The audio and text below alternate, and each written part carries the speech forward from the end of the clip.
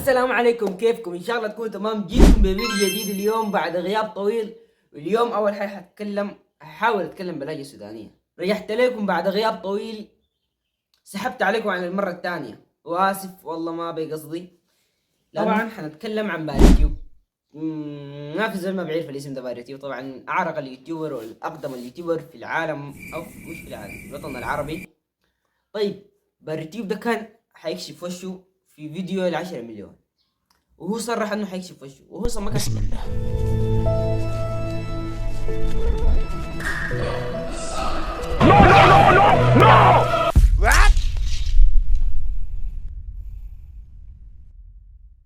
وهو ما كان حيكشف وشه، لانه لو كشف وشه الخطوه دي كانت رجعته ورا، وجاه انتقاد زي بقيه اليوتيوبر اللي فتحوا وشهم. زي ما تعرفوا انا ما حافظ اسمائهم، لكن انا شاهدت فيديوهاتهم.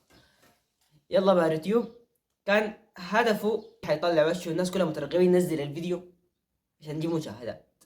طبعا من حقه حصل 10 مليون متابع يعمل فيكم مقلب، لانه هو باريتيوب. متوقع منه شنو يعني؟ شهر قديم قال لو حصلت 10 مليون متابع راح اكشف عن وجهي، وحصل 10 مليون متابع ونزل ستوري في الانستغرام. على ما اعتقد انا مش شفت الستوري لكن سمعتها، نزل ستوري قال انه راح يكشف وجهه.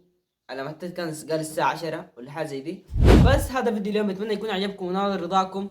ولو عندكم افكار فيديوهات مثلا ردات فعل، او اعمل لفة في حساب حق مشهور، او اقيم يوتيوبر معين، عندكم افكار اكتبوا لي تحت في التعليقات. وما تنسوا طبعا تشتركوا في القناة وتفعلوا زر الجرس. تابعوني على مواقع التواصل الاجتماعي انستغرام وتيك توك وسناب شات وفيسبوك والرقم صندوق الوصف.